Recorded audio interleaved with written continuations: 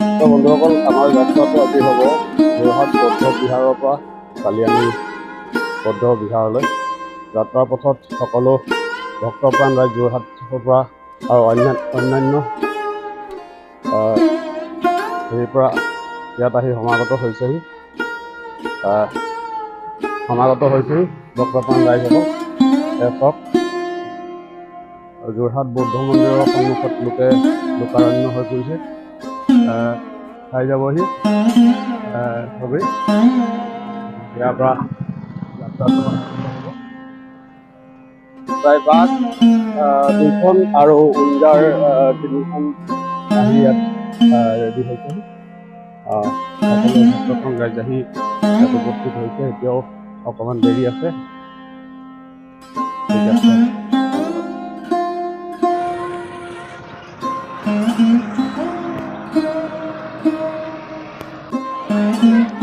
তো ফাইনেলি আমি পাই গ'লোহি কালিয়ানী বুদ্ধিষ্ট টেম্পল।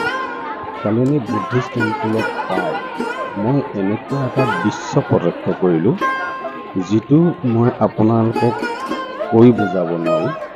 আপোনালোকে নিজে আহি দেখিলেহে গম পাব যে এটা এনেকুৱা সুন্দৰ বাতাবৰণ, সুন্দৰ পৰিৱেশৰ মাজত এটা মন্দিৰ অৱস্থিত আছে। ইমান সুন্দৰ পৰিৱেশ এইটো কাৰণে যে চাৰিওপাশে গছ গছনিৰে ভৰপূৰ, নৈ কাষতে এখন নৈ, লগতে ইমান ধুনীয়া গছ গছনিৰে ভৰপূৰ এটা সুন্দৰ বাতাবৰণৰ মাজত এটা মন্দিৰ স্থাপিত কৰা আছে, যে প্ৰত্যেকজন নাগৰিকৰ যিসকলে ইয়াত আহি পাব কালিয়ানী বৌদ্ধ মন্দিৰত, তেখেতসকলৰ মন সঁচাই প্ৰফুল্লিত হ'ব। যেকে নহওক সকলো। এয়া মোৰ বন্ধু এজন তেজপুৰৰ পৰা আহিছে, লগ পালোঁ। যেকে নহওক অকণমান হ'লেও ভাল লাগিলে। এতিয়া মই আপোনালোকক দেখুৱাবলৈ চেষ্টা কৰিছোঁ মন্দিৰটোৰ মূল ভিতৰৰ কেনেকুৱা ধৰণৰ আছে। যিহেতু আপোনালোকে যিসকলেতো দেখিছে, মই অন্যান্য বন্ধুবৰ্গসকলক লগ পাইছোঁ, মোৰ চিনাকি নিচেই ওচৰৰে। তো এইগৰাকী ভণ্টি ডিগবৈৰ পৰা আহিছে। মই মানে সৰুৰ পৰাই পাইছোঁ ভণ্টিগৰাকীক, বহুত দূৰৰ পৰা পাইছোঁ। ইয়াত অন্যান্য জিলাৰ পৰা, অসমৰ চাৰিওপিনৰ পৰা মানুহ আহিছে। তো যেকি নহওক, চব সকলো ভক্তপ্ৰাণ ৰাইজে শান্তিৰ ওচৰত মূৰ দোৱাই প্ৰাৰ্থনা কৰিছে। তেখেতসকলৰ যি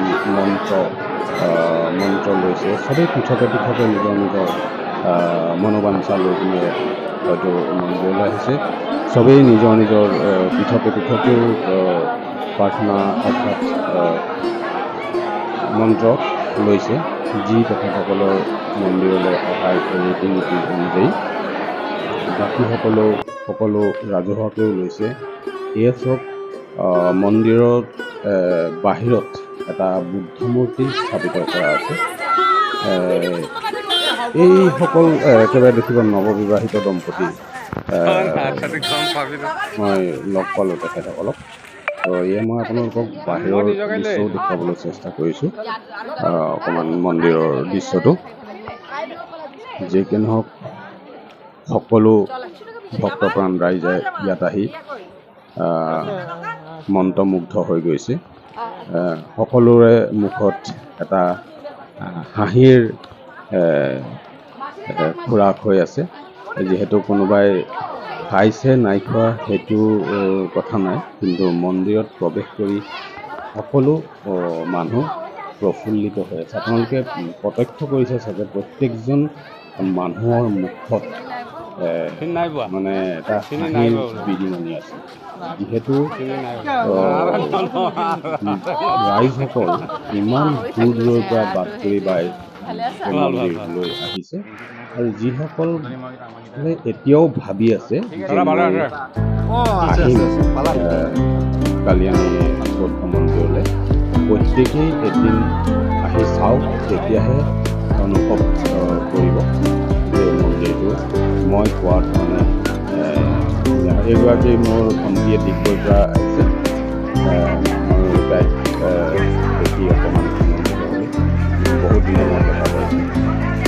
যি কি নহওক, মই আগুৱাই গৈ আপোনালোকক মন্দিৰৰ সকলো দৃশ্য দেখুৱাবলৈ চেষ্টা কৰি আছোঁ। যিমান পাৰোঁ আপোনালোকক দেখুৱাই যাম। আৰু দেখুৱাবলৈতো অনেক আছে মন্দিৰটোত, কিন্তু ভিডিঅ'টো বহুত দীঘল হৈ যাব। সেয়া মন্দিৰৰ মূল মুখ্য যিটো বৌদ্ধ মূৰ্তি স্থাপিত আছে, সেই স্থানটো মন্দিৰলৈ দেখুৱাবলৈ চেষ্টা কৰোঁ।